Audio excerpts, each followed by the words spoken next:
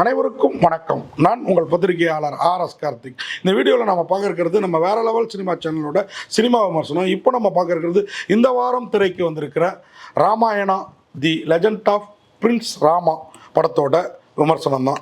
இந்த படம் பார்த்திங்கன்னா ஒரு அனிமேட்டட் ஃபிலிம், அதுவும் வந்து கார்ட்டூன் மாதிரி சித்திரமாக வரைஞ்சி அதை அனிமேட் பண்ணியிருக்கிறாங்க. ராமன், லக்ஷ்மணன், சீதை, ராவணன் எல்லாமே அப்படி தான் அனிமேட் பண்ணியிருக்கிறாங்க. அதில் வந்து ராவணனோட தலை வெட்ட முளைக்கிறது தான். நம்ம ராவணன் 10 தலைன்னா 10 தலையை ஒரு அட்டையில் ஒரு தலையை வரைஞ்சி சைடில் இந்த பக்கம் 4 தலை, இந்த பக்கம் 5 தலை வச்சு காட்டுவோமே, அப்படி இல்லை. அந்த தலை வெட்ட அவருக்கு வருது 10 தலை. அதெல்லாம் வந்து தத்ரூபமாக எடுத்திருந்தாங்க இந்த ராமாயணா படத்தில், the Ramayana legend of prince Rama படத்தில். இந்த படத்தை வந்து பேன் இந்தியா மூவியாக ஹிந்தி, அப்புறம் தமிழ், தெலுங்கு, மலையாளம், கன்னடம் எல்லா மொழியிலையும் தயாரித்து வெளியிட்டிருக்கிறாங்க. வேறு லெவல். ராமாயணம் உங்களுக்கு தெரியும், எத்தனை முறை பார்த்தாலும் அழுக்காதது.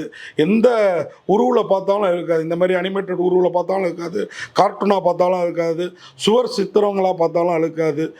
இப்போ நம்ம டிவிகள்லாம் தொடராக வருது பாருங்கள், பெரிய பெரிய ஆட்கள்லாம் நடித்து, அந்த மாதிரி பார்த்தாலும் அழுக்காது. நம்ம சிவாஜி காலத்தில் ராமனா சீதையா பல படங்கள் பார்த்துருப்போம். என்டி ராமராவ் நடித்த படங்கள்லாம் அந்த மாதிரி பார்த்தப்பையும் அழுக்கலை நமக்கு. இப்போ பார்த்தப்பையும் உண்மையாகவே தேட்டர் சீட்டு நுனியில் உட்காந்து தான் பார்க்குற அளவுக்கு தத்ரூபமாக வேறு லெவலில் இந்த படத்தை பண்ணியிருந்தாங்க.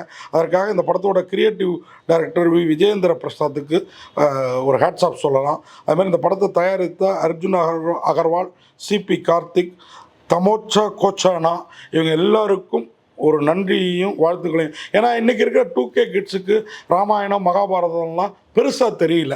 அதை வந்து நம்மளுடைய இதிகாசங்கள், பாரதத்தோட இதிகாசங்கள் இல்லையா, அதை தெரிஞ்சுக்கணும் அவங்களாங்கிற ஒரு மோட்டிவேஷனில் இந்த படத்தை எடுத்திருப்பாங்கன்னு நினைக்கிறேன். உண்மையாகவே இந்த படத்தை வந்து நிர்வாக தயாரிப்பு மோஷா மோட்கில், இணை தயாரிப்பு ரோஹித் குக்ரோட்டி எல்லாருமே சிறப்பாக பண்ணி முடிஞ்சிருக்காங்க. சீனியர் ப்ரொடியூசர் ஜானி எமமோட்டா, எல்லாரும் கிரியேட்டிவ் ப்ரொடியூசர் நான் ஏற்கனவே சொன்ன மாதிரி மேக்னா தல்லார், விதாத் ராமன், அமன் சுகிரா, சுஷிஷ் ஸ்ரீவத்சா, இப்படி நிறைய பேர். ஏன்னா இது அவ்வளோ பெரிய படங்க.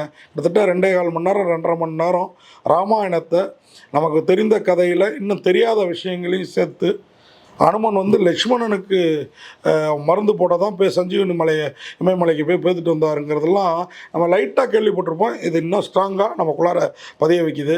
அதே மாதிரி சீதை வந்து எப்படி ராவணன் கடத்திட்டு போகிறான், சீதையை முதல்ல பார்த்த லங்காபுரியோட ஆள் யார், அதன் பிறகு ராவணன் எப்படி வராப்புல, எப்படி ராமனையும் லக்ஷ்மணனே அந்த இடத்த விட்டு அனுப்பிட்டு உள்ளே போடுறாரு, லக்ஷ்மண ரேகைன்னா என்ன, அதை தொட்டால் என்ன ஆகும் அப்படிங்கிறதெல்லாம் வேறு லெவல் டீட்டெயில் பண்ணியிருக்கிறாங்க. அதுமாதிரி அனுமன், ஆஞ்சநேயர்கள்லாம் வந்து ராமனுக்கு எப்படி அந்த சேது சமுத்திர பாலம் கட்ட உதவுது, அது இல்லாமல் அணில், மீன்கள் இவையெல்லாம் கூட அந்த பாலங்கட்டை எப்படி உதவுது அப்படிங்கிறதெல்லாம் ரொம்ப அழகாக அம்சமாக எடுத்திருக்காங்க.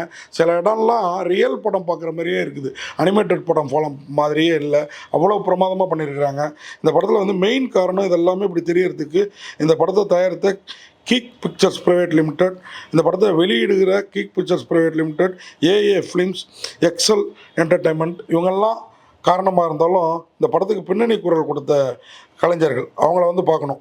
அவங்க பார்த்தீங்கன்னா ராமனுக்கு செந்தில்குமாருங்கிறவரும், சீதைக்கு டி மகேஸ்வரிங்கிறவங்களும், ராவணனுக்கு பிரவீன்குமாருங்கிறவரும், லக்ஷ்மணனுக்கு தியாகராஜன்கிறவரும், ஹனுமனுக்கு லோகேஷ் இவங்கெல்லாம் தான் குரல் கொடுத்துருக்குறாங்க. உண்மை அப்படியே நம்மளை அப்படியே ராமாயண காலத்துக்கே அழைச்சிட்டு போகுதுங்க இந்த படம், அவங்களோட குரல் வசீகரத்தால்.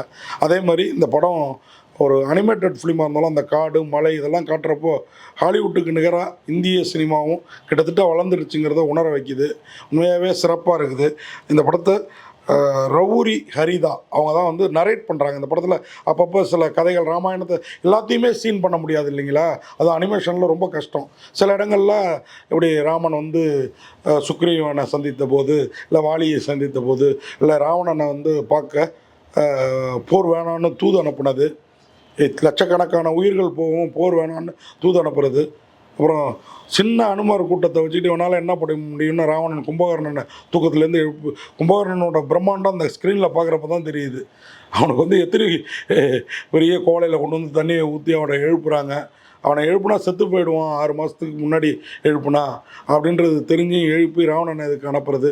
கும்பகர்ணனோட மகன்கள் 2 பேர் ராமன்கிட்ட பட்டு தெரிக்கிறது. முதல்ல அவங்க ஆட்டம் கட்டுவாங்க. அதேமாதிரி ஆஞ்சநேயர் இலங்கை அந்த ராஜ்யம் ஃபுல்லாக அசோகவனம் ஃபுல்லாக தீய வச்சுட்டு கிளம்புறது.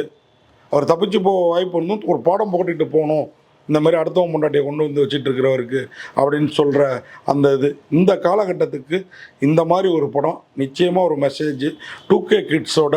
இன்றைக்கி நம்ம பிள்ளைங்கள்லாம் 2K கிட்ஸ் தான் இல்லைங்களா, அவங்களெல்லாம் கூட்டிக்கிட்டு இந்த Ramayana the legend of prince Rama படத்துக்கு முடிஞ்சால் போயிட்டு வாங்க. உண்மையாகவே ஒரு அருமையான என்டர்டெயின்மெண்ட்டும் கூடவே நம்ம இதிகாசத்தை பக்கம் பக்கமாக படிக்காமல் தெரிஞ்சிக்கக்கூடிய ஒரு பாக்கியமும் கிடைக்கும். ராமாயணா வெளியில் வர்றப்போ நம்மளை அறியாமல் நாம் ராம ராம ராம ராமன்னு கும்பிட்டுட்டு வரோம். அந்த அளவுக்கு சிறப்பாக இருக்குது. நன்றி, வணக்கம்.